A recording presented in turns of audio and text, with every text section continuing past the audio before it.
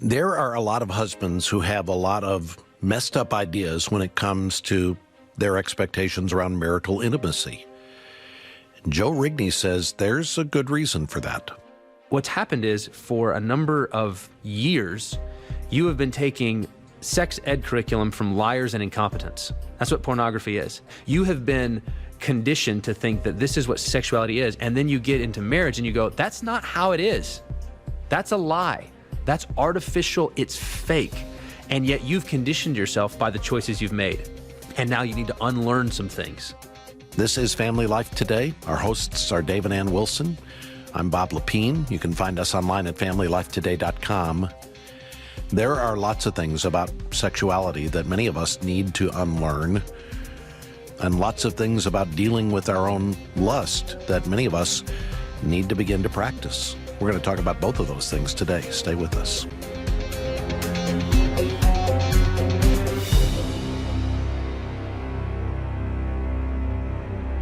And welcome to Family Life Today. Thanks for joining us. I remember speaking to a group of men. It's about 1,500 guys. And we were talking about lust and temptation, sexual sin. And I asked every guy in the room to stand up. I said, everybody stand up. Except the single guys. Single guys, you can stay seated. Just all the married guys stand up.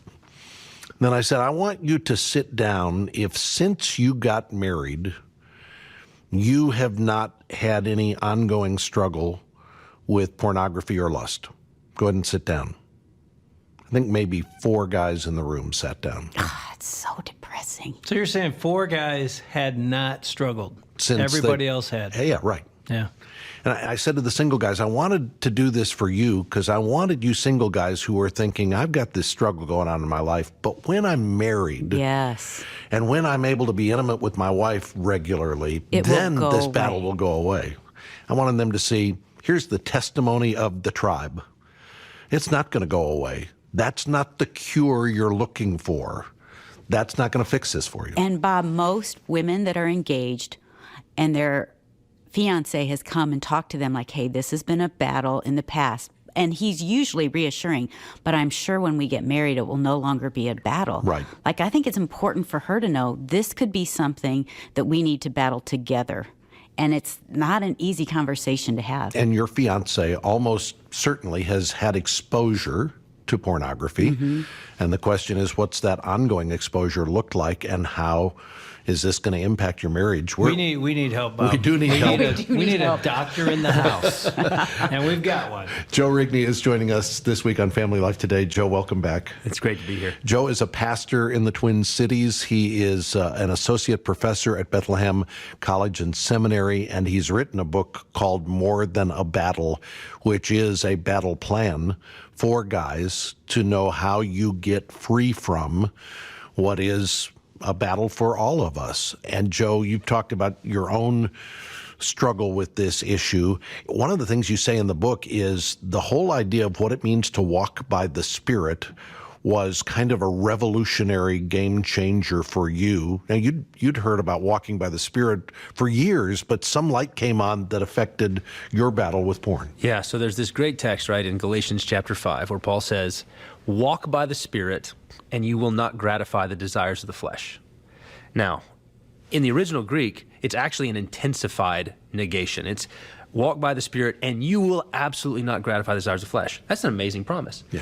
Then immediately he comes back and he says, for the desires of the flesh are against the Spirit, and the desires of the Spirit are against the flesh, so that you don't do the things that you want, because they're opposed to each other.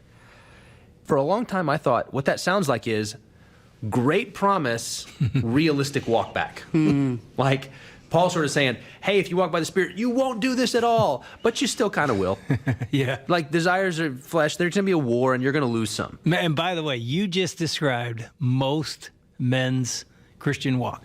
Yes. Yeah, yes. you kind of will. Yeah. So, man, we got to hear the rest. Yeah, because so what the game changer was is I had a friend in seminary who was working on that passage. And he said, you know, if you flip it around, but kind of keep the logic of the passage. So the logic of the passage is walk by the Spirit, you won't gratify the desires of the flesh because these are opposed to each other and you don't do the things you want. He said, flip it. And so what he said was, the desires of the flesh are against the Spirit, desires of the Spirit against the flesh. These are opposed to each other. Therefore, walk by the Spirit and you won't gratify the desires of the flesh. And it was like the light just went boom. And what it meant was, it's not that you have this promise and there's a realistic walk back. It's that you wake up every day in a war. You're a Christian. There's the spiritual desires, there's fleshly desires, they're opposed to each other. It's this pitched battle. So what should you do? Well, walk by the Spirit, and then there's a promise, and you won't gratify those desires of the flesh. And that was a major thing. So then what it signaled was, we start in a war. The destination that we're going for is not gratifying the desires of the flesh, which isn't the same as not having any desires. The language of gratify is basically, desires want to take you someplace. Desires entice and they pull you, right? Desires want you to go someplace. If you let them take you there, that's called gratifying the desire or indulging the desire. And the promise is not that there won't be a desire, but that you won't gratify it. And so then what's the bridge between where we start and our destination? Answer, walk by the Spirit. Which means that the question, what does that even mean, becomes massively important in terms of our sanctification. How do we get from this warfare where we're frustrated to measures of victory that maybe we can't even imagine yet? So, Joe, what does that even mean? What does that even mean? I wrote a book about it. I think one of the things it means is it reorients us to the kind of struggle that this is. I'm borrowing this from the late Dr. David Powlison. He was another game changer. In 2004, I heard him give a message called Making All Things New at the Desiring God National Conference in Minneapolis. I came up as a college student, and he gave a talk called Making All Things New. Eventually turned it into a little book. Crossway published this little book, kind of an expanded version of that. And in that talk, he basically said, look, this is a longer war. This is a deeper war. This is a wider war. This is and it just opened my eyes to things in my life that I had no idea had anything to do with the struggle against sexual sin, but absolutely did. And so I lean on him heavily to really get a vision of, hey, part of walking by the Spirit is recognizing this is a long obedience in the same direction. This is not a flash in the pan. You just, God suddenly flips a switch. He's not going to zap you, probably. Maybe he knocks you off your horse like Paul, but more likely it's going to be you waking up day after day and making certain choices by the Spirit of God to be confronted with the temptations and to walk away. So there's layers of the fight, and walking by the Spirit is by the Spirit's power. There's a lifestyle. There's a way of conducting yourself, a way of walking in the world that fits with the Spirit's desires. And that's what we're after. And it's interesting. I mean, Paul's getting at, and Joe, you're developing it so well, that the answer, the victory journey is not horizontal. It's capital S spirit. It's not my human spirit. It's almost like, when you were talking, it's like I picture a human being with a plug in his hand, with looking for an outlet, to get my power source. And what Bob said earlier, when those men stood up, is we think, if I get married, yes, I plug this into marriage and my spouse, well, we're going to be able to have sexual intimacy. The struggle's going to go away. So that's going to be my power. And then it isn't. It's not. So you go, boom, and you unplug and you're like, okay, and what you're saying, Paul is saying, is that has to go vertical. Yes. You'll never win this battle in human spirit. It's Holy Spirit power, walk by the Spirit. Yes. And you said, that means we're making daily choices. Yes. Help us. There's a guy listening going, okay, I believe it, but I still don't know what that looks like. How do I win this thing? Let me add this too, Dave, because it's a battle that's going on not only in the husband's life, but it's the wife's life as well. Because there's a battle taking place to pull us apart from one another. And so for women, we too need to know, how do I battle alongside my husband? Because this topic draws us, pulls us away as partners, but also our whole family. We as women can become so resentful, so angry, so numb that we want nothing to do with our husbands. And at that point, Satan wins. Right. So one thing is that the story Bob told, I think, in a weird way, ought to encourage women. You said it's depressing. It absolutely is. But for a wife then who has a husband who is dealing with this, she needs to know it's not about her. Yeah. Right. It's this is so not hard not to go there, and though. you assume it must be me. There must be some flaw in me, some failure. If I was different, he wouldn't do this. Right. That's not true. Many women will say, he's basically having an affair with another woman that's Right. not real. That's right. So I think for wives, one of the things to get straight on is this isn't my fault, and therefore I have to be able to entrust him to God. This is between him and the Lord fundamentally. The reason why single guys who are neck deep in porn think marriage is going to fix it is that they think that intimacy is intimacy, that sex is just sex. But it's like, no, what's happened is for a number of years, you have been taking sex ed, this is a quote from a pastor friend of mine, sex ed curriculum from liars and incompetents. That's what pornography is, right? You have been conditioned to think that this is what sexuality looked like. And then you get into marriage and you go, that's not how it is. That's a lie. That's artificial. It's fake. And yet you've conditioned yourself to be aroused by that. And therefore making love to a real woman just doesn't work. And therefore you get stuck. And so it doesn't. So part of it is you've been conditioned wrong by the choices you've made. And now you need to unlearn some things, right? About what women are and who women are and what a man is and all this stuff. So for a wife, she needs to go, this is ultimately between him and the Lord, and therefore my role is supportive, and I need to be worried about me. Where's the trap here? This is one of the main things I talk about in the book, is the schemes of the devil. Paul has this great phrase, the schemes of the devil. We're not unaware of his schemes. And the idea is, you guys remember the old TV show 24? Yeah. You guys remember the Jack Bauer? Okay. Right. Yeah. Like if you're watching that show, you know there's 24 hours. So you're watching that show, and at about hour 6, if Jack's closing in on the bad guy, you know there's about to be a twist, right? You know that he can't catch him now. We got 18 more hours to go. So at hour 6, you know that there's about to be a deeper plot revealed. And then at hour 12, there's going to be a deeper plot revealed. And there's always going to be a deeper plot. That's how the devil is. And so in a marriage, plot number 1, scheme number 1 is, I'm going to get this guy to fall. I'm going to get him to look at pornography. Once that's accomplished, success for the devil, it's not like he packs it up and goes home. He goes, I got another plot now. I'm going to get him to hide it. Say that one doesn't work. Say he comes clean. Oh, it's okay. I've got another plot. Now I'm going to use it to tear his marriage apart. And I'm going to work on his wife. And I'm going to, stoke the fear and that resentment and that anger in her. So you're the target of the spiritual attack. It's not just that you're watching your husband fall into sin. There's a danger for a wife. And this is where you get mutually feeding spousal sins. His temptation to lust and your temptation to anger and fear is going to create a dynamic in the marriage that's going to build a massive wall. And part of walking by the Spirit is not being ignorant of the devil's schemes. So good. So some of that's just training your mind and being, and again, the mentor can really help you. Yes. Understand that scheme, that pattern, what goes on, and what the deception behind it. But you just mentioned something that I found intriguing in your book, the connection between anger and lust. Yes. Now, you mentioned it with the wife being angry, but in the book, you're talking about a man's anger sometimes connects or spurs on a lustful desire. Talk about that. Yeah, so this is an insight from a counselor named Jay Stringer who wrote a book on this subject, on sexual brokenness. We had Jay on the program. Oh, did you? Okay, Yeah. great. So his book's very, very helpful. He did all the research, and I just got the benefit of it, right? But he talks about how it's interesting the way that he says he's never met someone who has a lust problem who also doesn't have an anger problem.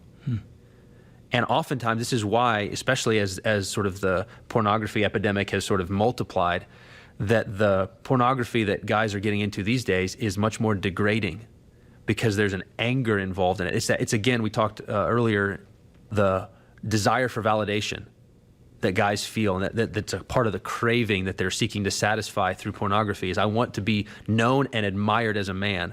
And so the anger is I'm not known and admired as a man. In my daily life, at work, in my marriage, with my kids, wherever it is, in life, I am not known and admired as a man, and that makes me angry, and I'm going to go get admired by a woman, or I'm going to go degrade a woman in my imagination. And so again, this is where if you only treat this as guys like to look at naked women, and you don't recognize there might be a deep anger at the world and at God and at wife, that as a mentor, I'm going to be keen in on that, because until you diffuse that little time bomb, it doesn't matter how much you talk about software programs and things to help keep that away. As valuable as those may be, those are treating symptoms. You got to go down for the roots. Yeah, and I've found, as I sit with men in my church, I've also found, and you just mentioned it, there's an anger toward God. Yes. Like, God hasn't come through. My relationship with him is not what I thought it would be. The power that is in the walking in the Spirit, I haven't really experienced. And so it's almost like, you haven't done it for me, God. I'm going to go somewhere I know I shouldn't go, but it's going to feel good. Yes. And so it's like feeding that. Have you seen that as well? Absolutely, yeah. So the anger at God, this is true, could be true for married guys, could be true for single guys. I want to be married, and God hadn't provided the woman yet. And so I'm going to act out by looking at something. You can't actually punch God in the face. But what I can do is, I can do this. I can defy you. I can go seek satisfaction over here as a way almost of getting back at him. And now, of course, sin's so subtle, we don't recognize that until after the fact. And like, oh, that's what I was doing. But this is where, again, wise mentors can sort of say, I see the temptation that's coming down the way here. Where you're at, this is the thing that's coming next. One of the things for mentors with the marriage question is helping husbands and wives who are in this to have honest but guided conversations. Here's a real practical one. Because men and women are different, we experience attraction different. And so my wife and I would get tripped up, like in our first year of marriage, when she would say, were you attracted to the waitress? You look like you noticed. Were you attracted to her? And I'm like, well, yeah, I mean, she's attractive. How could you say that? What do you mean you're attracted to her? I was like, wait. And I would stop and say, you mean you're not attracted to other men? And she's like, absolutely not. And I'm like, no, wait, hold on, time out. You don't think that other men are attractive? And she says, no, I totally think other men are attractive. I'm just not attracted to them. And I went, that's not computing. My categories, you're saying they're attractive, but you're not attracted to them. And in her mind, those were radically different things. She could recognize that man is handsome, but have no desire or draw to him in a certain kind of way, because typically it needed to be more emotionally fueled, right? So we were just missing each other, and there was fights and tensions in the marriage that somebody else needed to come in and say, okay, hold on, this is just a vocabulary problem, y'all. We needed somebody to kind of help us work through that. Otherwise, we were just getting stuck. I'm thinking it's so easy to do that as a man if you're struggling with porn, because you don't look at women as women. Yes. You have to understand what it does to your mind. Yes. It is not pure.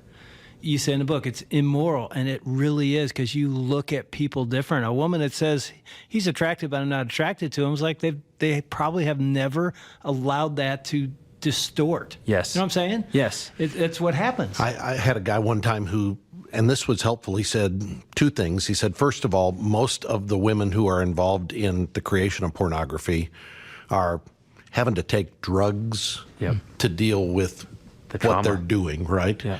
These are not happy women. These are women who are destroying their own lives. And then he said, and they are somebody's little girl, somebody's daughter. Yep. And he said, if somebody came along and said, would it be okay with you? Your daughter's cute. Would it be okay if I just ask her to go ahead and take off her clothes and, so I could look at her? As a dad, you'd say, absolutely. What are you talking about? You'd come out of your skin. Well, any woman you're looking at is somebody's little girl. Yeah. And that was kind of one of those, you don't think of them as real people. Right. Yeah. We talked before about the bodily mention, but like you were talking about the mental one, right? The being transformed by the renewing of your mind. Part of that renewal, this is what walking by the Spirit includes, is a reorientation on what it means to be a man and on what it means to be a woman. Women are not objects for male gratification, and men are not beasts who prey upon women. That's what pornography teaches. Men are just animals, and women are just objects. And that's the catechism. That's what you're taught. You're conditioned to think this is what men are, this is what women are, which means you think of yourself that way as a man. I'm just a beast, and I need to be put in a cage. And a wife is going to then feel like, yeah, you do. And it's going to condition, it's going to affect the way that you engage with other women. And it's going to be distorting in all kinds of really messed up ways in churches, where a guy who has conditioned himself to view all women as objects doesn't know how to relate to real women. Mm-hmm. If he's a certain kind of man, he might become predatory, meaning he might be trying to look for more than just a screen. He might be looking for an affair, adultery. On the other hand, he might be so ashamed that he has no idea how to even have a conversation with an attractive woman who's not his wife. And then his wife's going to be going, why can't you just talk to my friends like a normal human being? And it hurts. Like, just be nice to them. And he's going, I don't want you to think that I am interested in them. Well, are you interested in them? Well, I mean, it's a trap. Yeah. And it's emerging out of this distortion. Like pornography is feeding right into that. And this is, again, where you've got to have wise men and wise women. This is, you mentioned earlier about the importance of older women who can say, I know what you're feeling here. I know the anger that you're feeling and the fear that you're feeling about your husband. I get it. But it doesn't have to be this way. Let's talk. Let's work through it. Let's talk through it. And then you've got the guy that will say, because I've had him sit in my office, look me in the eye. One guy even wrote it down. He said, I know it's right, but I can't do it. Yeah. I find something in my soul that keeps me from doing what is right. I want to do what's right, but I can't do it. Yep. You ever heard that one before? Yeah. Oh, yeah. Yeah. That's Romans 7. There's Romans 7. I'm quoting Romans 7. That's the Apostle Paul wrote that. Yeah. But I think a lot of men read that, and you talk about it in your book, it's like, he battled. That's he didn't that's win. my get out of jail free I didn't card. Yeah, win. that's right. So, hey, They settle. I'm just being a guy. They settle, right. Well, the thing about Romans 7 that's interesting is that in Romans 7, the Spirit doesn't show up. In that struggle where he's like, I know the good thing, I do what I hate, and all that wrestling, the Spirit's absent. The Spirit shows up in Romans 8. You got to keep reading. You got to keep reading. There is therefore now no condemnation for those who are in Christ Jesus, for the law of the Spirit of life has set you free.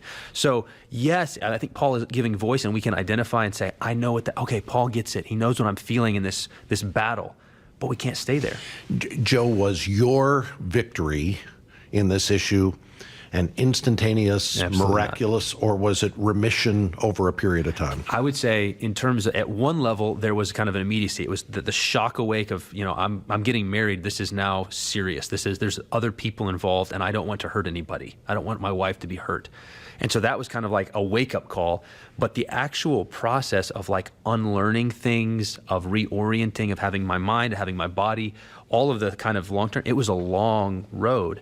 And there was stumbles in the sense of like, you're conditioned in certain ways, Right. certain things I noticed. And I think this is one of the things that guys miss is it didn't get easier. One of the analogies, I picked this up from Pallison, I think. He talks about video games. When you're playing a video game, and the first level, the bad guys are super slow, and because you're super slow. And you're kind of trying, how do your thumbs work, right? And so they're easy bad guys because you're no good. But then level 2, the bad guys get a little bit better because you're a little bit better. And you kind of keep working up. The same thing's true in our fight with sin.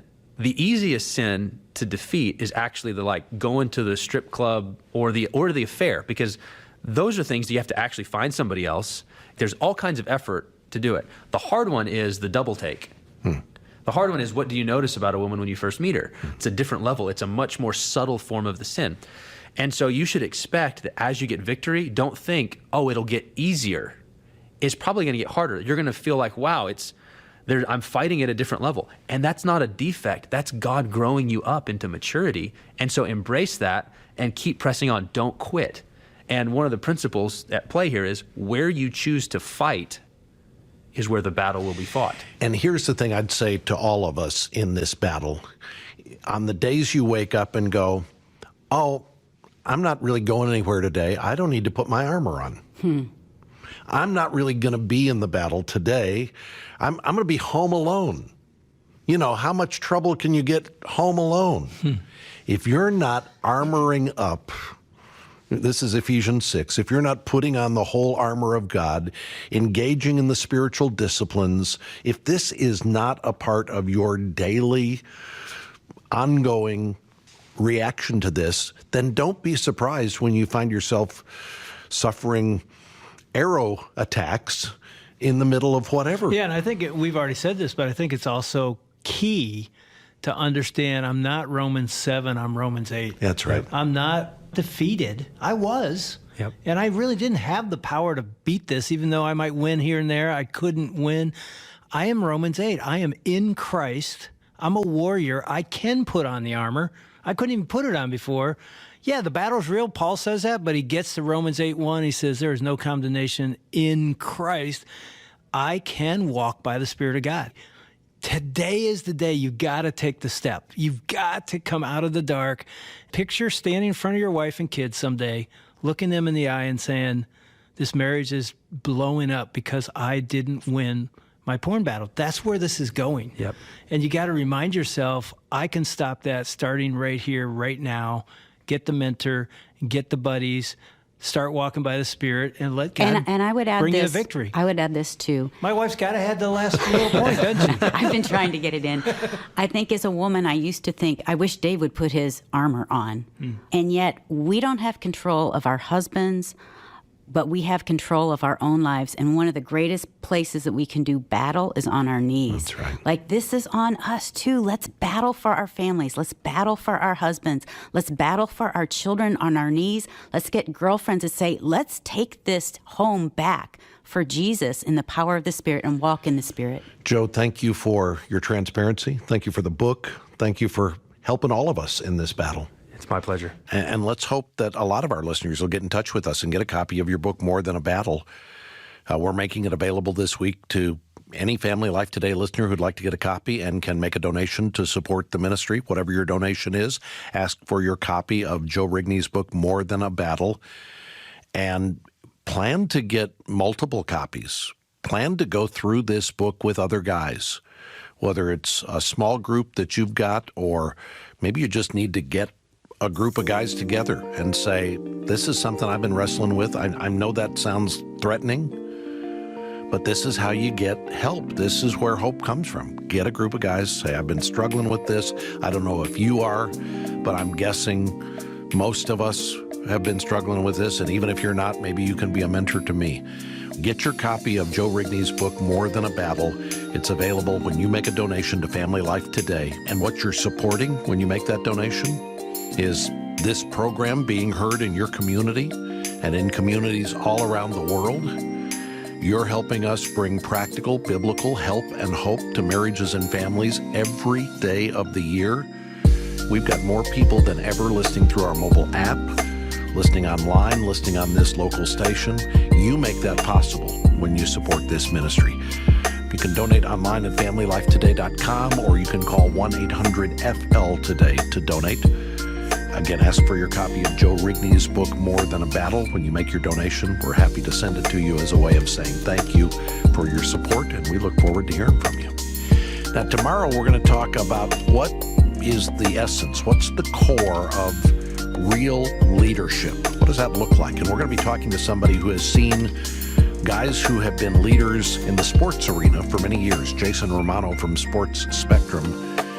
But he's got a lot to say to us as husbands, dads, to all of us as we seek to lead in our marriages and in our families. So I hope you can tune in for that. I want to thank our engineer today, Keith Lynch, along with our entire broadcast production team. On behalf of our hosts, Dave and Ann Wilson, I'm Bob Lepine. We'll see you back tomorrow for another edition of Family Life Today.